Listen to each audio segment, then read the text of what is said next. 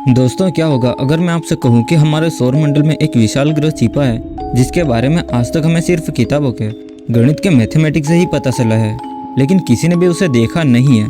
नहीं, मैं प्लूटो की बात नहीं कर रहा हूँ, मैं बात कर रहा हूँ द मिस्टीरियस प्लेनेट 9 की। हमारे सौर मंडल की जमी हुई गहराइयों में सूरज से 500 एस्ट्रोनॉमिकल यूनिट की दूरी पर नेपच्यून की कक्षा से भी बहुत आगे कुछ बहुत ही अजीब हो रहा है। वहाँ अंतरिक्ष के सन्नाटे में घूमने वाली दर्जनों बर्फीली दुनिया की कक्षाएं किसी अदृश्य चीज की वजह से मोड़ी और उलझी हुई दिख रही है। हमारे सबसे बेहतरीन मैथमेटिकल मॉडल की माने तो इसका सबसे संभावित जवाब है एक छिपा हुआ विशाल प्लेनेट जो सूर्य के चारों ओर एक बहुत ही लंबी और मुड़ी हुई कक्षा में चक्कर काट रहा है। वैज्ञानिकों का अनुमान है कि यह दुनिया पृथ्वी से 10 गुना तक भारी है और फिर भी हम इसे ढूंढ नहीं पा रहे हैं। खगोलविदों ने एक सदी से भी अधिक समय तक इस रहस्यमय प्लेनेट 9 की तलाश की है। हर सर्वे, हर टेलीस्कोप की स्कैनिंग हमारे लिए खाली हाथ ही रही है। आज के दौर में जब हम प्रकाश वर्ष दूर के मौजूद तारों के चक्कर काट रहे ग्रहों की फोटो ले सकते हैं और बिग बैंग के तुरंत बाद बनी गैलेक्सी को भी देख सकते हैं, तो यह बात काफी परेशान करने वाली है कि हमारे अपने ही सौर मंडल में इतनी बड़ी चीज छिपी हो सकती है। लेकिन अब सब कुछ बदलने वाला है। वैज्ञानिकों को 40 साल पुराने एक स्पेस टेलीस्कोप के डेटा में कुछ दबा हुआ मिला है, जिसे नए डेटा के साथ मिलाने पर पहली बार हमारे पास कोई ठोस जवाब होने वाला है। सौर मंडल का बाहरी इलाका एक बेहद रहस्यमय जगह है। यह सौर मंडल के अंदर वाले हिस्से से बिल्कुल अलग है। यह इतनी दूर है कि अगर आप लाइट ऑफ स्पीड से भी यात्रा करें तो वहां तक पहुंचने में आपको 8 घंटे से भी ज्यादा का समय लग जाएगा।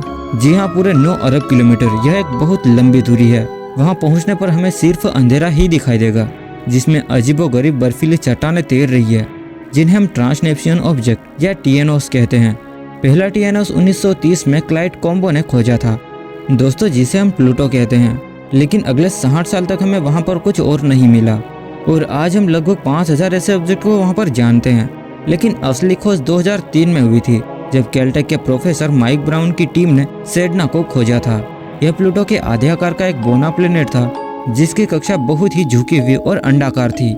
इसने वैज्ञानिकों को चौंका कर रख दिया कि आखिर इसे वहां पर धकेला किसने था। जैसे जैसे और टीएनओस मिले, उनकी कक्षाएं भी वैसी ही अजीब पाई गई। कुछ नेपच्यून के रास्ते को काट रही थी तो कुछ ग्रहों की दिशा के विपरीत ही घूम रही थी। वैज्ञानिकों के सामने यह सवाल था कि ये ऑर्बिट ऐसी क्यों है। इन्हें समझने के लिए सिर्फ एक ही थ्योरी फिट बैठती है, लीडो कोजाई मैकेनिज्म। यह सिद्धांत कहता है कि एक झुकी हुई ऑर्बिट अपनी झुकाव को अंडाकार आकार में बदल सकती है, लेकिन इसके लिए 3 चीजें जरूरी होती है: सूरज, वो छोटा पिंड और एक बहुत ही विशाल डिस्टर्ब करने वाला प्लेनेट। माइक ब्राउन और बैटगिन ने जब 17 टीएनओस का मॉडल बनाया तो पता चला कि उनके इस तरह घूमने की संभावना सिर्फ 0.00006% है। मतलब वहाँ एक दूसरा प्लेनेट पक्का मौजूद है जो इन सब को प्रभावित कर रहा है। दोस्तों, प्लेनेट 9 को साधारण टेलीस्कोप से देखना नामुमकिन है। दरअसल किसी ग्रह की चमक उसकी दूरी के चौथे पावर के हिसाब से कम होती है, क्योंकि रोशनी को वहां जाकर टकरा कर वापस आना पड़ता है। इसलिए ताइवान के प्रोफेसर टोमोगोटो और छात्र टेरी फान ने इंफ्रारेड रेडिएशन का सहारा लिया था। उन्होंने 1983 के IRAS सैटेलाइट और 2006 के जापानी अकारी सैटेलाइट के विशाल डेटा का मिलान किया। 24 लाख ऑब्जेक्ट के डेटा को सानना एक बहुत बड़ा काम था, पर उन्होंने उन चीजों को ढूंढा जो पिछले 23 सालों में वैसी ही किसकी जैसी प्लेनेट 9 के लिए भविष्यवाणी की गई थी। और टेरी फान ने अपना ध्यान 500 से 700 AU के बीच के इलाके पर लगाया था। लाखों डेटा पॉइंट को छानने के बाद टेरी के पास सिर्फ 13 कैंडिडेट बचे, और जब उन्होंने आंखों से हर एक की जांच की तो सिर्फ एक ही बचा।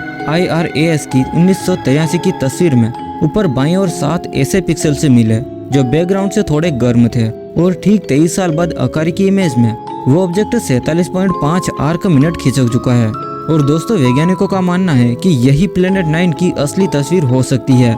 इस पर प्रोफेसर गोटो का कहना है कि अगर यह पक्का हो गया तो टेरी को अपनी PhD समय से पहले ही मिल जाएगी। अगर यह प्लेनेट 9 नहीं है तो फिर क्या है? वैज्ञानिकों के पास कुछ और भी दिलचस्प थ्योरीज हैं।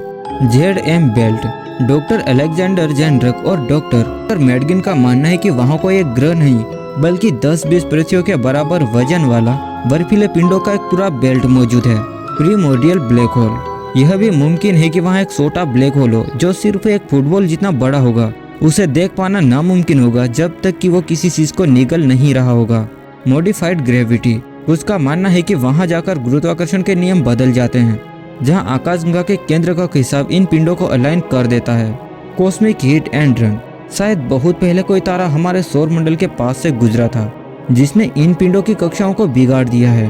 तो दोस्तों अब सारी उम्मीदें वेरा रूबिन ऑब्जर्वेटरी पर है, जिसमें दुनिया का सबसे बड़ा 3.2 गीगापिक्सल का कैमरा लगा हुआ है और यह टेलीस्कोप हर रात 20 टेराबाइट डेटा पैदा कर सकता है। माइक ब्राउन का कहना है कि अगर प्लेनेट 9 कहीं पर है तो वेरा रूबिन उसे ढूंढ निकालेगी।